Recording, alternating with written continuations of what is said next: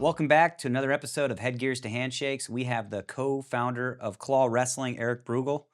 Welcome to the podcast. Thanks. Excited to be here. Yeah, the first thing I always like to do is just, tell me a little bit about your wrestling background, how you got into it, where you got started, where you went to high school, all that good stuff. So I grew up in State College, Pennsylvania, of all places, and my dad always never wrestled, but he always admired wrestling, and I really wanted me to wrestle when I was young. In our community back then, and in Central Pennsylvania, as you guys are all aware, here in Lancaster, wrestling is an important sport, and so our elementary school actually had like a wrestling team where we'd practice a few days a week and wrestle against other elementary schools. Um, and it was the only organized sport that was part of the actually part of the school. So when I was in probably 10 years old, I might have been in fourth grade, was the first time I ever wrestled. Tom Houck and I actually were on the same team. We grew up together and started school together when we were in first grade, and we wrestled on this team. And then it went from there. I wrestled in a really cool YMCA program, and my dad would drive me out to Bellefonte, Pennsylvania to wrestle with guys. And then we had really excellent, what I'll call middle school wrestling. We had a great, it was a junior high school. So it was seventh, eighth, ninth grade.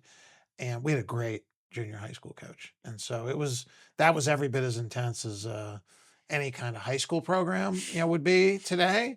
I mean, sometimes practicing in the morning, and like when we were we were 13 years old. And so, and in Pennsylvania, like we always had really intense competition against just a lot of these other towns, people from, just Huntington and Altoona and Mount Union, Like you guys would do Pennsylvania, dual places. meets. Oh yeah, Oh, yeah. wow, Oh, we okay. had middle school dual meets that were intense, Yeah. intense. I mean, and so we were in that sort of environment where we wrestled in dual meets from a young age.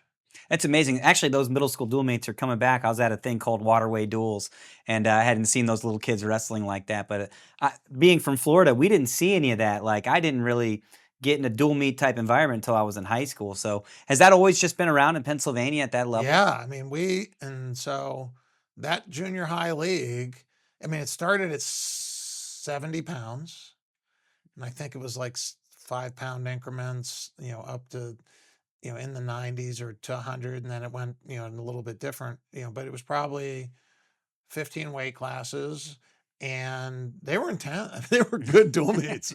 And a lot of guys, just, came up, through that. So by the time we got to high school, I mean, we'd been doing it for years. And it was intense. And then, of course, then you start going to, summer tournaments and, really getting into it. And that was what happened when, we, started getting into high school. But we didn't have all the same resources that people have today. And so you learned it was all very tribal, right? And that's why I think one of the reasons why Pennsylvania wrestling is so strong is because we have a deep network and tribe of people who've competed, and then you passed it on from one generation to the next. Today, maybe less so in some ways because kids can watch it on the internet, Yeah. and they can see Jason Nolf doing a Winn-Dixie, and they can be like, how do you do that? And you replay it like 19 times Yep. before you start to figure out how it's really done. And there's a lot of places that teach it now. I know there's just a lot of information out there that they can learn the moves. They can, have a little bit more connection with some of these superstars. Yeah. But it's just a lot different, and be fans of the sport. I mean, you're seeing more college wrestling. There's more things like Claw popping up, and I think that probably Yeah. helps a little bit. Yeah. I think the proliferation of media and wrestling, obviously the Big Ten Network and other places where it's broadcast is way more. But I will say, like, and they used to have it on public TV, Hmm. like sort of they'd show a Penn State match or the Pennsylvania State Finals or something like that.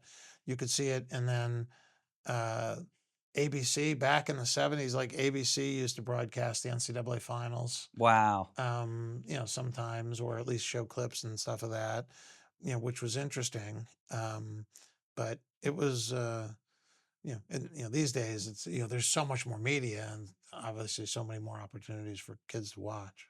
And we're going to get into that, but let's talk a little bit about high school. You go on to high school. What high school did you go to? What were sort of your high school credentials? Oh, How I was your went to State success? College area high school. Hmm.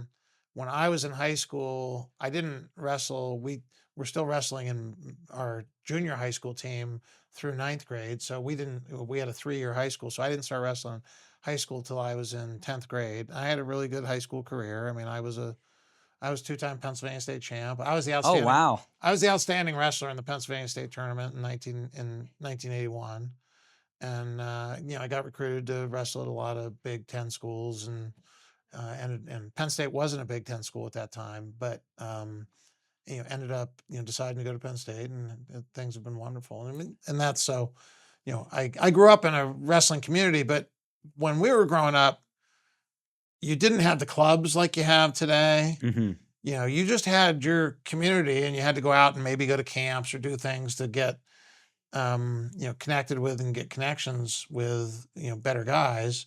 And for us, it was like that we would just do a thing like somebody would just open up a wrestling room and people would show up and Hmm. you'd wrestle with some guys. They might be college guys or high school guys or, and on Saturday there'd be a tournament someplace, and I would get in a car and drive like an hour away and wrestle in some USWF tournament all day. And Did then Tom go to Penn State with you? Oh, so you guys grew up from basically middle school all the way through high school we started, and college. I mean, honestly, like the parent teacher conference, when you start in first grade, like when you go in and Yeah. to school, our like introduction to the teacher was me and Tom at the same time when we were in first grade. So Wow. we went to school together from first grade through college. We wrestled together from, you know, fourth grade through high school. And then Tom wrestled at Penn State for 2 years. Yep. Um, and then just decided to focus more on his studies. And then, and so I, continued on. So Yeah. I wrestled at Penn State, for 4 years. I qualified for the NCAA tournament 4 times. I was an All-American. It was good. You were an It was a good All-American, career. huh? Yeah, Oh, yeah. wow. Congrats. And I had, I think I was one of the first ones at Penn State to get over 100 wins. I think John Hanrahan was probably ahead of me on that front, but we were like in that first group, that first cohort. And I think when I graduated from Penn State, I had actually worn the uniform more than anybody ever to that point. Yeah. At that time, we were wrestling a lot more matches. So you might wrestle, 30 some matches in a year where they're wrestling Mhm. fewer now. But it was a great experience, and I had wonderful teammates and Yeah. made lifelong friends. Yeah. Guys who are still my friends today. So. That's amazing, and I want to get into that. I think there's a lot to unravel there. One, I mean, you have this Claw, which is a huge wrestling production. I mean, it's an entire league, and I think it's great that there's a real wrestler who was really successful from the biggest wrestling state there is, Pennsylvania, wrestled at Penn State, which is now number one. I mean, arguably in the world, Yeah. and now you have this event. I mean, the credentials are. I had no idea that one, you were even successful in high school. You're successful in college at one of the, Yeah. best programs in Yeah. in the world. So Yeah. I was fun. I mean, some of the times I wrestled best, I actually got, when I was a freshman in college, I got third in the US Open. mhm. And, so I was, sort of in the mix with that. And it was fun. I mean, we had, great coaches, great friends, great athletes. It was a fun time. Way different today. The whole experience for those athletes is way different today than it was for us, but. And you're still trying to make that experience better for the athletes and the fans, right? Yeah. I mean, I think you start to recognize when you're watching wrestling all your life and in there, you start to then watch other sports and start to say, well, why isn't wrestling more popular? And Mhm. what are the sort of characteristics of the sport and the way the sport is structured, that are holding it back? Yeah. And so it's been so entertaining that, like I said before about the dual meet stuff, then when we were talking before we got on the air, is that some of the most exciting wrestling I've ever seen has been in dual meets. Yeah, Like as high absolutely. school dual meets, we had high school dual meets, and where I was in a high school dual meet at one point. Like it was so loud in the gym that I couldn't hear the referee's whistle. I mean, so everybody was so amped up and so into it that it was just this loud screech in my ears, and I've never heard it anything like it again because we're in a small gym with 1,000 people, and it was just going nuts. So And I think that's one of the biggest components of Claw, just to kind of segue into Claw a little bit. And we can yeah, always go back and talk about the brotherhood yeah, that wrestling yeah, has. I mean, you have somebody who went from elementary basically to middle school to college to now business endeavor together. yeah. And that's great. But Claw, I think the team aspect of it is what really catches my eye. I haven't really seen anything like that before. What is it about the team aspect that you think is going to draw in fans and keep I, fans, more importantly? honestly, like I believe that some of the biggest suspense in wrestling is we've got to engage people's minds about, oh, what's next. Hmm. And when you're in a dual meet, it's a mystery, like as to, okay, well, how's this one going to turn out? Well, that chapter didn't turn out exactly like I thought, because I think the end of the book is going to end this way, one team beating another or whatever it is. But as it goes along, that might not be the case. Hmm. Somebody, who you think is going to get pinned, loses by two. Somebody who, you think is going to lose wins. And then the score flip flops back and forth. During that entire time, you're maintaining people's attention in their minds. They're like, oh, I want to see the outcome of this match. Yeah. I'm engaged. And so it engages your mind and your attention in a way that two guys wrestling in a car doesn't. Hmm. And plus it's the anticipation leading up to it. I mean, so one of the interesting things you were saying about us when we were wrestling in high school, like when we were wrestling in high school, all of our matches were broadcast on the radio, Hmm. and they would talk about it in the paper. There would be a preview article in the paper for a high school dual meet. And then everybody would be a buzz. Oh, I think this guy's going to wrestle that guy. And this guy placed in the States last year. And this guy, Hmm. is really good up and comer. And I wonder what's going to happen in that match. And there'd be this like buzz and chatter, leading up to this match, which then created a couple hours of really fun entertainment for people where people were packed in a gym. And we Yeah. wrestled in gyms sometimes where the gym was absolutely packed and there were people watching on a closed circuit TV in the cafeteria. Yeah. So it was like really exciting, and the anticipation of it is what kept everybody's attention. You almost want to bottle that excitement and just That's sell it, right? And that's that's what Kalal exactly what is. we're trying to do. And I've said this, I mean this in a way is like that it doesn't have to be the best wrestling, Hmm. but it's got to be the most dramatic. And so there are times when we were in high school, where, it was, it came down to like, 'cause we always wrestled lightest weight to heavyweight. We Hmm. didn't do the alternate weight start. And, there were times in high school when we were wrestling like guys, it would be like two big beefy dudes, Yeah. like pushing each other all over who weren't great wrestlers, but everybody in the gym was on the edge of their seat because they wanted their team to win. And it came down to, Yeah.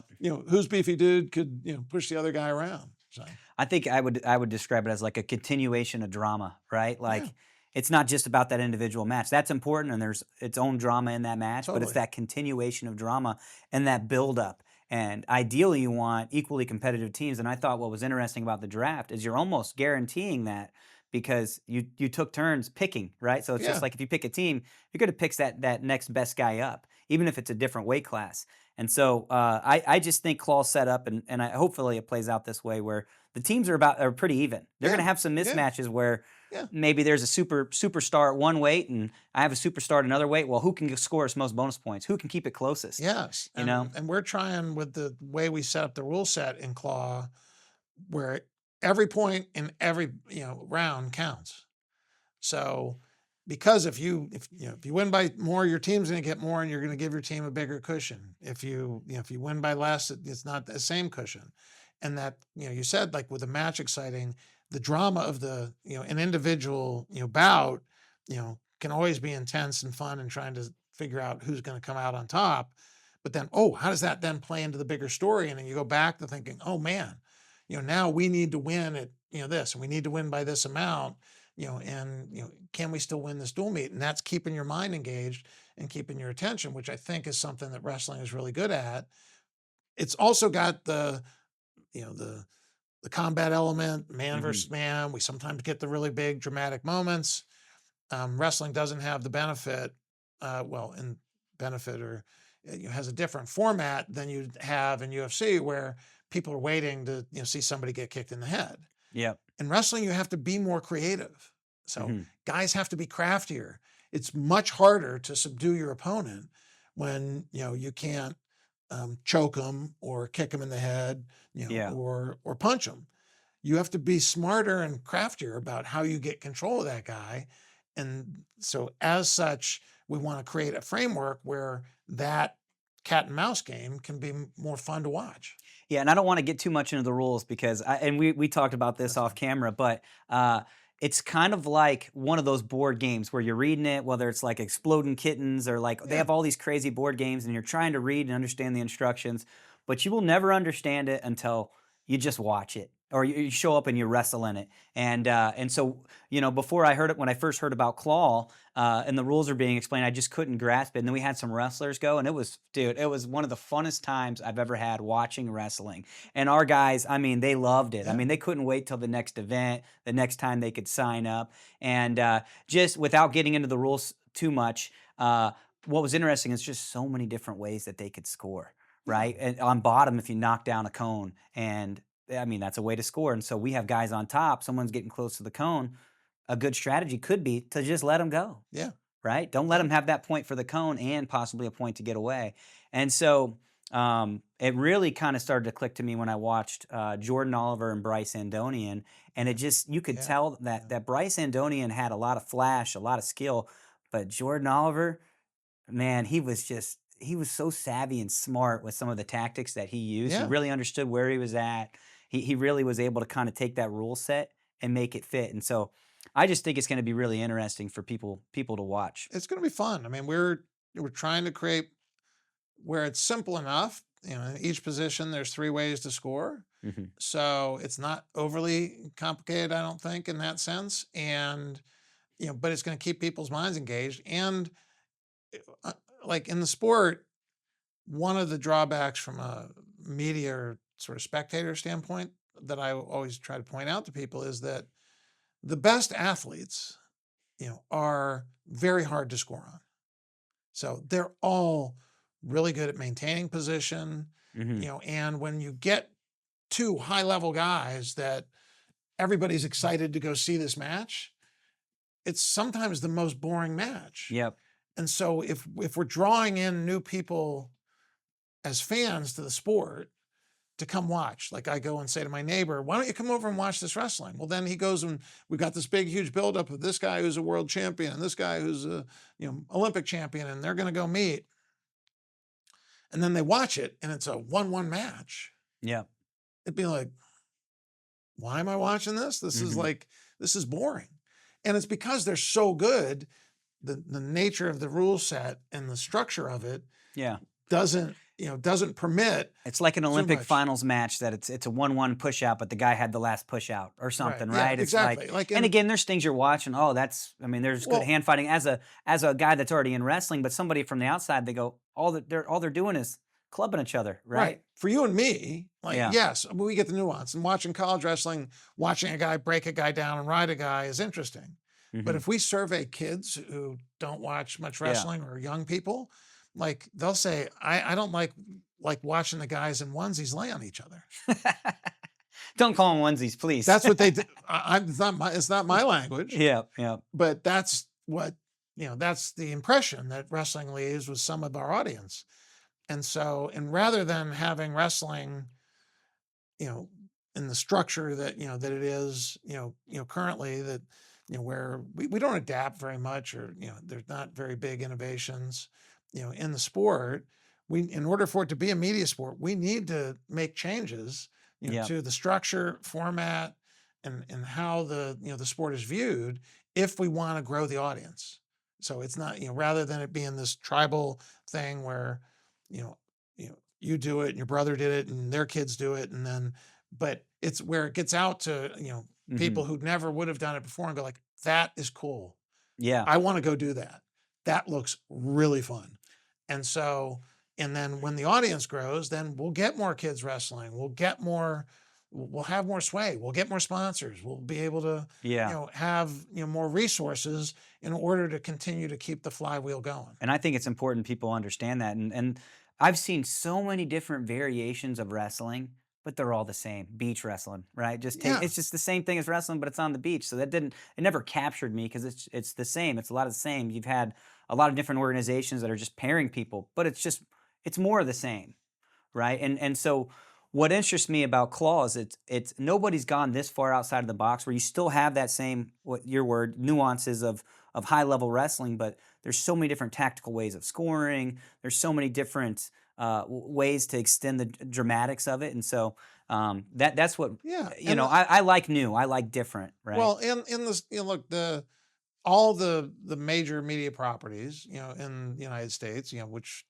predominantly you could say football, the NBA, hockey, baseball, you're constantly making adjustments to the your product in order to try and draw in fans. That I mean, they're for-profit enterprises. And today, nothing really in wrestling is. So there's not the incentive isn't there to go out and take the risks and and take the capital in order to try and experiment and figure out what is really going to work. Hmm. And we're trying to do that. I don't know exactly that it's going to work, but we've done a lot of studying. We're reasonably on the ball and been around it enough to try and say, okay, I think this will be fun. This is more fun for people to see. And Hmm. so when you and so as part of this, the not to get again into too much of the rule set, but I always will say to people, the rules and for it to be for media and to be for the fans, the rule set and the way that we um, structure the cadence of a match, has to be designed so that they get in those positions that create the fun opportunities more often. Hmm. So we can't like have a guy shoot a high crotch and a guy cracks down and blocks where they're there for 45 seconds. Yeah. Okay. Because nothing largely is going to happen. There's small nuances of, change and then often leads to a stalemate, in college wrestling. Well, if you're going to call a stalemate in 45 seconds, call it in 7 seconds. Get them back up on their feet and doing Yeah. something that's more interesting and is going to create more excitement for the fans because that's not exciting. A guy riding another guy holding his toe in bounds, you know, while the referee counts is not exciting. Hmm. So let's not do it. So let's make it so that it's got the pace. So we have a lot more scoring opportunities, Yeah. and that creates more action and more fun and more content, for people. And as we get going, we're going to be able to do fantasy and we're going to be able to do betting. And there's opportunities that as we get the league going where we can do prop bets and other kinds of things that will also engage non-wrestling people to Hmm. say, I think that guy can, get this from that Or guy. that team can beat that team. And Exactly. I think that's great. And I mean, if you're not sold already, you got to be sold after this conversation and sort of the excitement we're talking about here. But I want to talk about two strategies, really marketing type strategies that I thought brought a lot of excitement for people, included. One being the draft. I thought that was super cool. We haven't seen Thanks. anything necessarily like that in our sport. And then the second thing is the mascots. Yeah. And I think those are things you just see a lot in other sports. And so, Yeah. how do you come up with that idea? And then, I mean, what are your overall thoughts about them? Well, I mean, currently the league, we're not geographically based. And so we worked hard to try and come up with images that we thought um, were colorful, Hmm. were fun, and where we could, bring that sort of element into, wrestling that we haven't really seen before. So, we have, we have the Matt King, and he Yep. can be out there with the, Force the Horse, our, mascot for the enforcers. We have and the hammer, with the Yep. the big head, and it's I think it just adds some more fun to it. That is what it's all about. So we're trying to entertain, and that's part of it. I mean, really a good inspiration too from the as an example for live entertainment is the Savannah Bananas. Hmm. And when people go to watch that, that's a fun event. And they're very colorful, and there's all kinds of And they're packing characters. stadiums too, and Killing it, yeah, killing it, yeah, and people just love watching. It's not the killing same. it. They're doing backflips and catching. Yes, It's fun for the and fans. and it's baseball. It's using baseball to entertain, but it's not The same old. it's not Yeah. Major League Baseball. And we're using wrestling to entertain. And this, I mean, we don't want the wrestling to be gimmicky, but we do want the live entertainment to be really fun. Yep. And we want kids to want to go and, start to get into Kids, it. and I want to get into kids real quick. Yeah. I'm going to stop you right there. Like, I love that because you're talking about getting a new audience.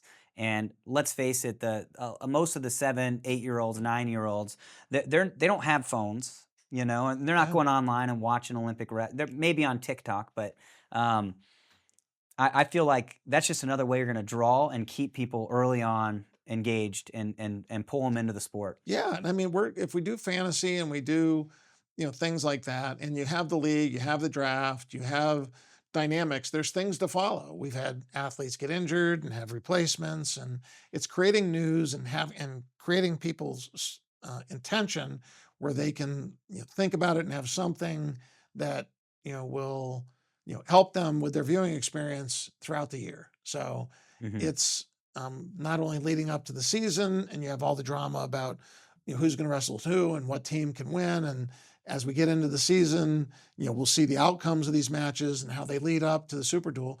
Everything has a consequence. The draft has a consequence.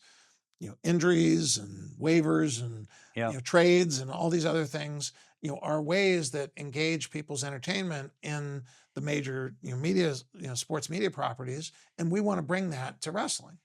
I mean, where it's kind of fun to see those guys in the same team. I talk about often too, like I would say our mission statement would be to use the sport of wrestling, to engage and entertain fans. That's the mission. Yeah.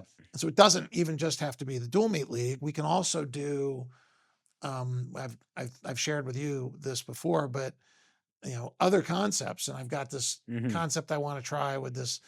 I call it the half done challenge, where we'll give a group. You can have 6 guys, and they can weigh 1,000 pounds. Yep. I said, I don't care who weighs what. You can have a 200-pound guy and a 125-pound guy, or you can have 666-pound guys. But it's you're gonna get 6 guys, and so that particular that alters the weight class construct that Hmm. wrestling is sort of traditionally followed. And if we do that, though, then that particular kind of competition in a given match, there's 720 different matches that could occur. Hmm. Okay, so we don't know who's going to exactly wrestle who. And then for a team, like, it might be really fun to see a 130-pound guy take down a 190-pound guy.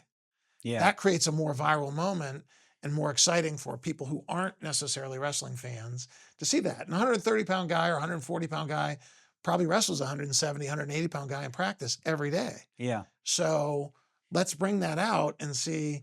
And some of those kind of situations where somebody who might not be the most popular guy from a fan standpoint, or might not have been as highly accomplished, when you get those kind of competitions in a wrestling room, Hmm. like, and I know you had it at Campbell, where you have some guy, who might be in a wrestle off, or you have 2 guys who are going to go at it.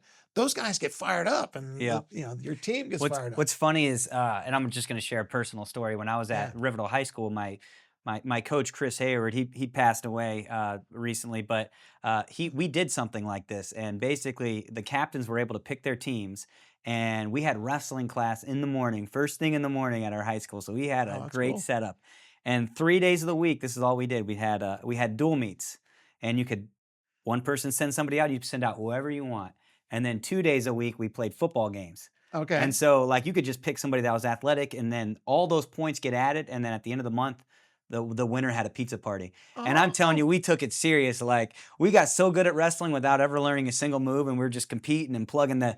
Could you have a superstar or a superstar 103 pounder, and I was maybe a 103 pounder or something, and they'd send out the backup heavyweight to beat me, like, right. and it was just fun. But But then we'd make it up somewhere else, and it was just a really good time. but he might beat you, but he might not pin you, or Yeah. like, Oh, so he pinned me. it's saving the points, though. Like, Yeah, and yeah. so that dynamic is, we don't know exactly what's going to happen. Yep. So if you get good guys. See, college wrestling, if you add up all the weight classes, the average is 170 pounds. Yep. So 166, 170. So like 6 guys, 1,000 pounds. And Mhm. it will lead to more discussion, when you talk about people on podcasts or people Yeah. talking about it, Well, on Flow strategy. or Well, why whatever. didn't they put this guy Or out yeah, against or I that? Why? think They would have eh, won if they what scheduled it this way. what'll Like why? what'll happen if so and Yeah. so does this? Yeah. And you could have the same, dual meet. You could have the same two teams wrestle each other and have a completely different dual meet the next day. Yeah. So if we can use, and that's a potential format to use to try and entertain Yeah, and but I engage love that you're people. thinking outside of the box. I mean, and it's not like you're some guy that doesn't know wrestling and you're just trying to you don't have respect for this. You're a dude that wrestled at the best wrestling state, at the best wrestling college. You were successful, you were an all-American, and you still see like we need to do better. We need to draw more people in the sport if we're going to grow. And if you're not going forward, you're going backwards. And so we need people like you and out there Thanks. doing things that are different. I think that's important. But I really want to try to get back because we are wrestlers in business network. Yeah, yeah. I want to get back to just sort of you graduate college. How did you find your first job? What led you in the workforce from graduating to your first job to where you are now and with Claw? Well, like most people, like when I graduated from school, I graduated with a finance degree from Penn State. I through an introduction, just met my at the time girlfriend, now wife, was living in Washington D.C. She graduated a year ahead of me, and although we're the same age, she's a little smarter than me. Um, a lot smarter than me. Yeah. Um, uh, she was living in Washington, and so Washington's reasonably close to State College, where I grew up, and so I'm like, okay. And I had done an internship with our congressman while I was in school one summer, and so we moved to Washington. I was able to get a job at Merrill Lynch through. I got connected to that organization through a friend who I went to school with, like a lot of Hmm. people, and then it just went from there. And I'd worked in the investment management business really my whole life, and still do. And then throughout that time, maintained, Tom and I have continued to be friends. He's done a bunch of really fun and interesting entrepreneurial ventures. He's an extremely successful entrepreneur.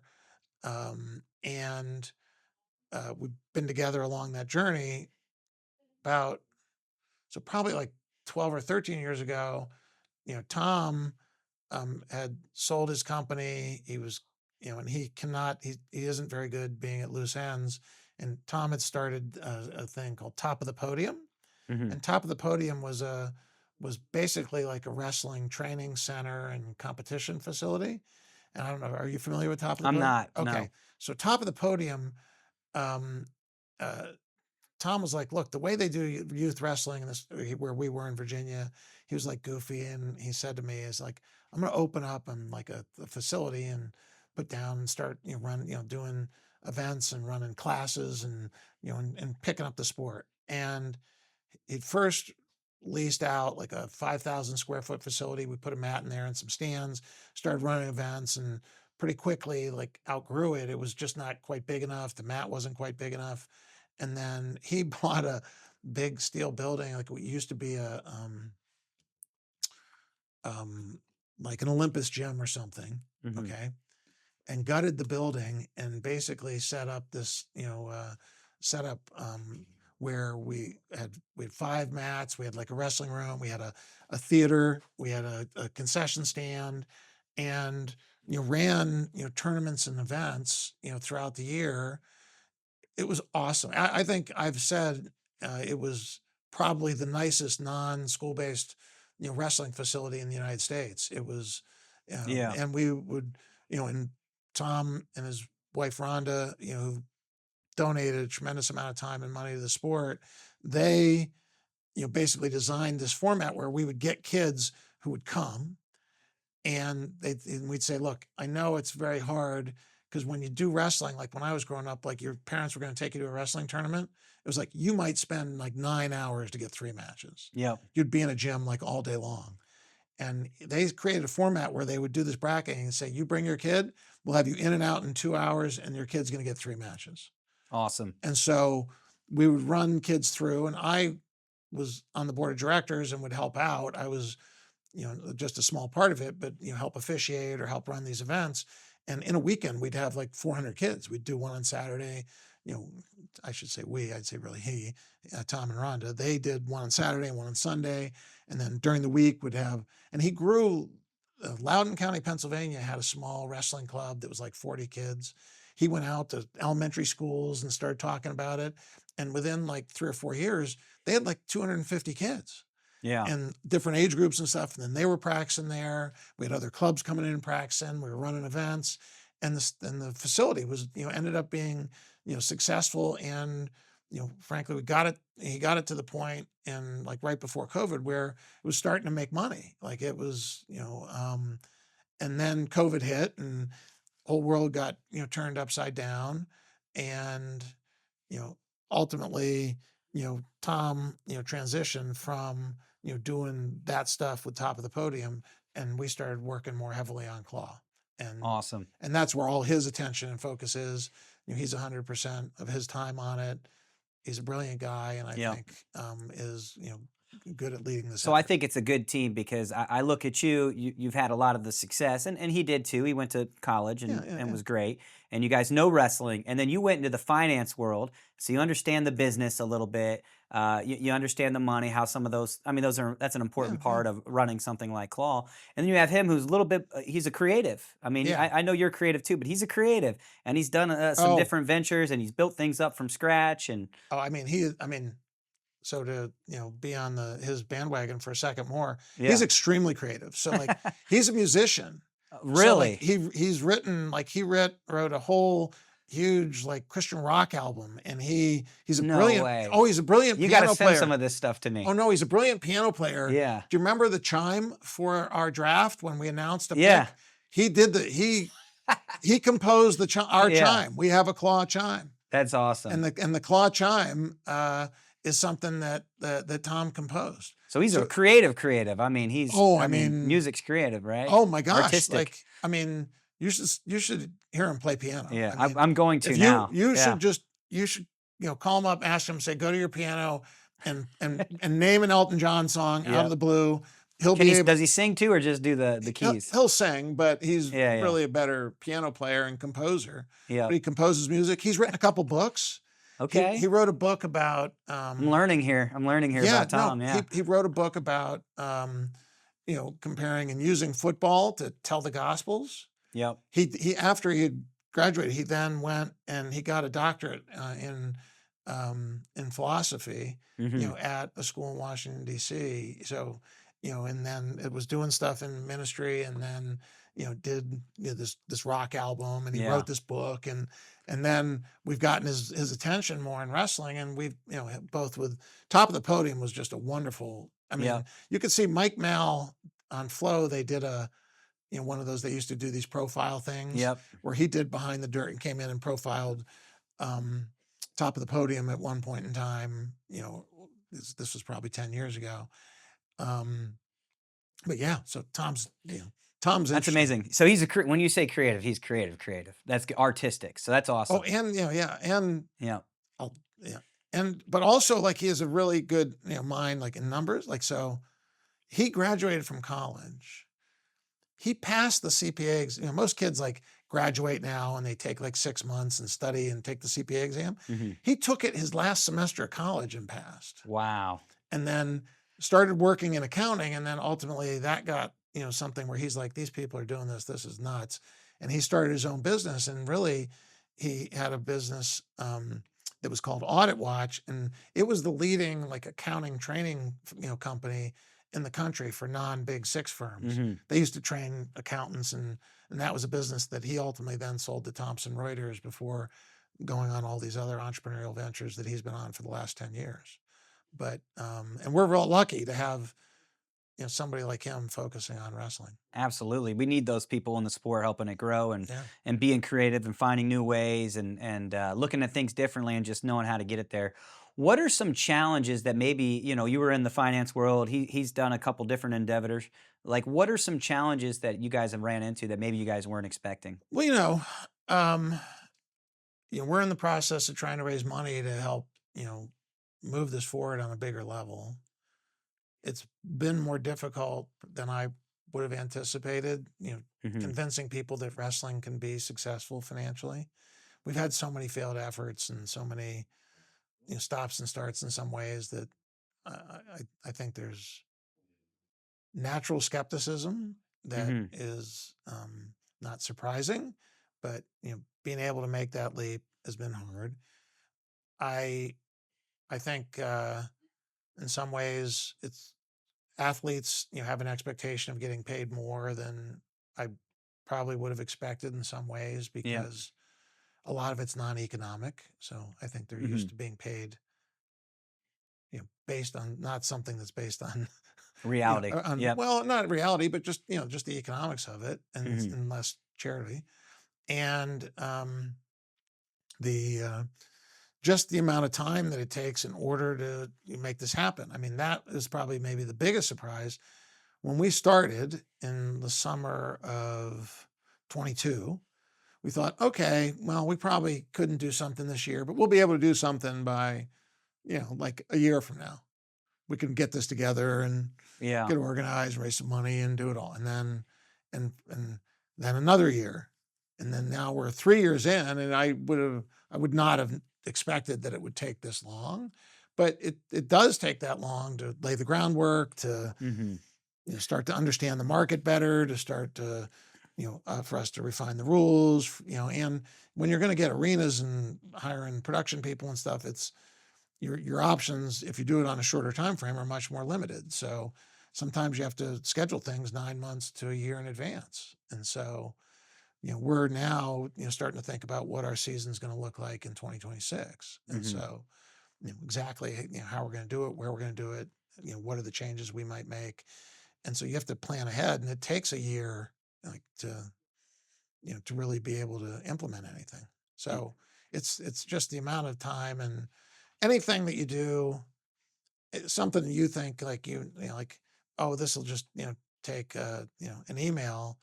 Well, it's not that simple. And it Yeah. usually takes like 5 emails and 3 phone calls and asking somebody to say, hey, get his attention again so I can talk to him. One thing that I think from the outside looking in, and I don't know any inside anything, but I just wish sometimes wrestling had more open arms. So there's like, and I'm not an economist or I'm not a business person, but they talk about, right, like why when you're driving do you see two coffee places right across the street from each other?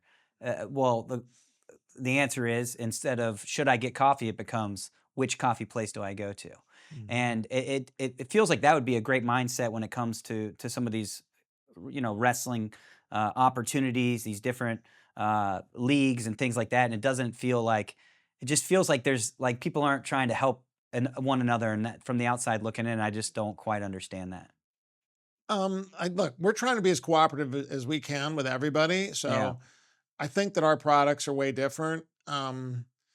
We aren't restricting anybody from wrestling in any other, kind of competition. yeah, We'll be cooperative with, and with CWA, and we're also, there's a new concept, 30-second takedown. I don't know if we told you a little bit about that, yeah, but there's a guy named Rich Christensen who's pushing that forward and trying to do things to at least support and promote one another yeah. because And I think that's important. And I know that not every league's doing that. We're not going to go too far into that. But I think if wrestling's going to grow, we want to try to. It shouldn't yeah, be about which one. It should be like yeah. let's grow them all. Let's all Well, have and success. I don't, ultimately, I don't think we're that the current audience for wrestling is big enough for, it's just economically, all these can't survive. Hmm. Like, economically, it's sometimes questionable whether one can survive. Yeah. And so I think we have a great concept, and we're, reaching out. But for wrestling to really thrive, it has to get outside of that, the current system, the ecosystem Yes. of wrestling. And so we're, but as part of that process, it is wrestling. And we're here and, cooperative and kind of working with you and wrestlers Hmm. in business, and have a great relationship with the Coaches Association. And we were the sponsor of the US Open, and Yeah. work with the national governing body with USA Wrestling. Um, Actually, connections, and trying to work with places like the Hall of Fame. And so we're pretty well tied in to the infrastructure of wrestling. Um, but again, all those entities, have different mission and goals. And Yeah. so I personally like, and I'll say it in a critical way, although I don't think that any one of the organizations is doing anything wrong. But everybody in wrestling has their hand out. Everybody in wrestling is looking Mhm. for donors and supporters in order to try and fund their mission. And in our case, I want to find investors and people where we can create a product that helps wrestling take its destiny into its own hands. Yeah. So where we can create revenue and we can get sponsors and we can get activity and action, about the sport that um, where people want to come watch it, not where we're having to ask people to give us money, but where they're giving us money because it's fun and entertaining to watch. Mhm. And so if we can get to that together, then wrestling, has an unlimited upside. Look how popular UFC is. Yeah. And 20 years ago, like UFC wasn't a thing. Well, yeah, I mean, it was right around Mhm. 2005. It was a thing in like say or a little earlier, but it really got popular with And the nowhere to Ultimate the level Fighter. it's at now, right? I Oh think it my started with gosh. Pride, then UFC, and I mean, it's just, I mean, it's the number one. I mean, I mean, these it's, guys, yeah. I mean, and frankly too, it's because of the profit motive in many ways. They're Hmm. adapting to the market, and God bless everything in wrestling. It's that's not their objective, but it is ours. Yeah. And so we want to earn a profit so we can market to grow our audience. Hmm. And so UFC has done a brilliant job of it. I mean, they went from struggling, Yeah. and to they have $2 billion a year of revenue. And I mean, I say to everybody, can wrestling be, can we be 5% of Yeah. UFC? I mean, if we're 5% of UFC, that we have $100 million a year Yeah. in revenue business. And I mean, I think that that's attainable. Hmm. But even if we got to 1% of UFC, it's still a pretty good business and pouring a lot of money, Yeah. a lot more money than anybody else is into wrestling. Because like if you get to 1%, it would be like a $20 million a year business, Yeah. and we'd be spending, you know, 5, 6, $7 million a year marketing wrestling. Hmm. I mean, that's what we're hoping to achieve, and I think that's attainable. I mean, I think we can make it entertaining enough to, and that audience is identified. Second point, UFC. It's so much easier to get to those people today than it was 20 years ago. Hmm.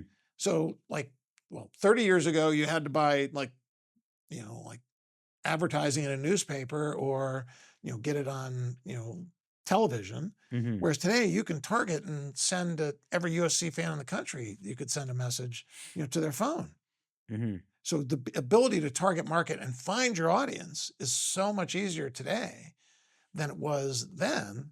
So Yeah. if you can create the right product that can attract that audience, we can get to them more easily and more cheaply, and we know who they are. Yeah. So we've got a really good shot at making this work because wrestling can be really fun and entertaining, when we put the right characteristics to it, both from the stance and cadence of a match, but then entire dual meets and the whole league concept of who's going to win, who's going to win the super duel. And we've got a really cool trophy we'll engrave everybody's name in, just like they do on the Stanley Cup. So we can see if we can get the Matt Kings. Hey, Matt King. Who wants to Get sponsor the Matt King? So let's finish up here because I feel like I got a really good. I think we nailed everything from what you're doing, where you came yeah. from, your love of the sport, why you're doing this to help the sport grow as a whole. If somebody's watching, they say, "Man, I'm really motivated. I'm certainly going to watch, and I definitely want to try to support it." Just talking to the camera. What would you tell them? How do they get a hold of you? All that. So, currently as fans, you can go and watch our content on our website, which is www.wrestleclaw.com. Follow us on social media, Hmm. at claw_wrestling on, and we're on Facebook, we're on X, we're on TikTok, we're on Instagram. Please follow in those places and watch and comment and engage with the community on the content, which is, really, helpful in, getting more reach. We're just launching our fantasy league. That's going to be on WrestleMadness.com. That's going to be really cool. And, one of the first things is we're having a contest where people can win money, pick their team. So it's a salary cap, kind of league where each player, comes with a different cost, and you have 1,000 points that you can use to try and build your team of 10 athletes, and we'll score it. And the winner of that contest, we have five winners, but the top prize is $1,000 for the fantasy, and it'll be starting to get us going in that kind of a realm. And ultimately, if you're really fascinated by it, and you think you might be interested as an investor wanting to participate more alongside us in this journey, please reach out to us through any of these channels, Mhm. and we'd love to talk to you about it. All right. Well, I appreciate your time, and yeah, thanks for tuning in.